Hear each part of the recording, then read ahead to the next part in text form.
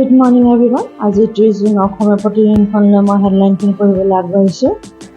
ৰাজ্যত বহিৰাজ্য প্ৰতিষ্ঠানৰ ভয়ানক কাণ্ড, গুৱাহাটী বিশ্ববিদ্যালয়ত নম্বৰ চিণ্ডিকেট।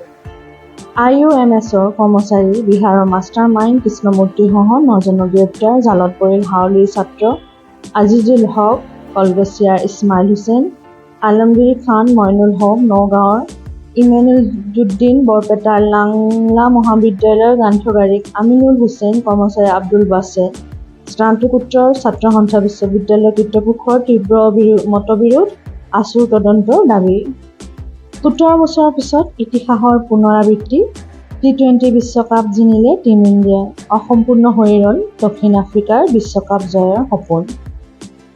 ডিব্ৰুগড় বিশ্ববিদ্যালয় স্নাতকোত্তৰ পৰীক্ষা, হাতমাউৰা দৃষ্টিহীন মুনমীৰ অসমীয়াত প্ৰথম শ্ৰেণী অৰ্জন। 2 নম্বৰ পৃষ্ঠাত আছে স্নাতকৰ স্পট এডমিশ্যনত 240 খালী আসনৰ বিপৰীতে আবেদনকাৰীৰ সংখ্যা 1700, নামভৰ্তি বিচাৰি কটনত হাহাকাৰ পৰিস্থিতি। নিশা পৰ্যন্ত চলিল নামভৰ্তি প্ৰক্ৰিয়া, মেধা তালিকাত ৰাজ্যৰ মহাবিদ্যালয়ৰ 1,28,241 গৰাকী ছাত্ৰ-ছাত্ৰী নামভৰ্তি হোৱাৰ তথ্য প্ৰকাশ শিক্ষামন্ত্ৰী। গুৱাহাটীৰ বাতৰিত আছে এপ্ৰিলত বেতকুছিলৈ স্থানান্তৰ হ'ব পৌৰ নিগমৰ কাৰ্যালয়। 25 কোটি টকা ব্যয়েৰে পুনৰুদ্যমে চলিছে GMCৰ নতুন অট্টালিকাৰ নিৰ্মাণ। উৰণ সেতুৰ নিৰ্মাণ কাৰ্য চলিলে দীঘলী পুখুৰীৰ খাও বুলি নাথাকিব। 5 নম্বৰ পৃষ্ঠাত আছে আগশাৰীৰ কাকতৰ নিবন্ধত প্ৰধানমন্ত্ৰী বিজেপিৰ বিৰুদ্ধে সৰব ছোনিয়া গান্ধী। সংবিধানক আক্ৰমণ, নিট কেলেংকাৰীৰ পৰা মনোযোগ আঁতৰাবলৈ জৰুৰী অৱস্থাৰ প্ৰসংগ মোদীৰ। জৰুৰী অৱস্থাৰ পিছত ক্ষমতাচ্যুত হোৱা কংগ্ৰেছে 3 বছৰৰ পিছত পোৱা সংখ্যাগৰিষ্ঠতা মোদীৰ দলে এতিয়াও অৰ্জন কৰিব পৰা নাই।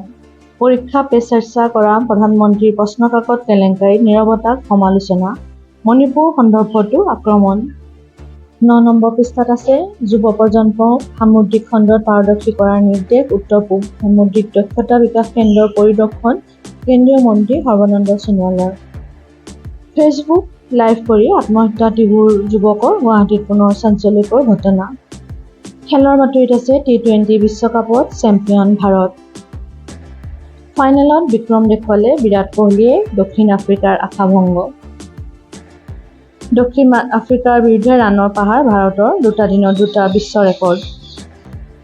পেৰিছ অলিম্পিকত স্বৰ্ণ জয়ে অসম কন্যাৰ লক্ষ্য, জাৰ্মানীত অন্তিম প্ৰস্তুতিত ব্যস্ত লাভলিনা। অন্তিম পৃষ্ঠাত আছে NCET CSER নেট পৰীক্ষাৰ নতুন সূচী ঘোষণা। জম্মু কাশ্মীৰৰ উপ-ৰাজ্যপালৰ ফ্লেগ অফ, 4,603 তীৰ্থযাত্ৰীৰ অমৰনাথ যাত্ৰা আৰম্ভ। এয়া আছিল আজি অসমীয়া প্ৰতিদিনখনৰ মূল হেডলাইনখিনি। আপোনালোকে মোৰ চেনেলটো লাইক আৰু ছাবস্ক্ৰাইব কৰিবলৈ নাপাহৰিব। আপোনালোকৰ আজিৰ দিনটো শুভ হওক। নমস্কাৰ।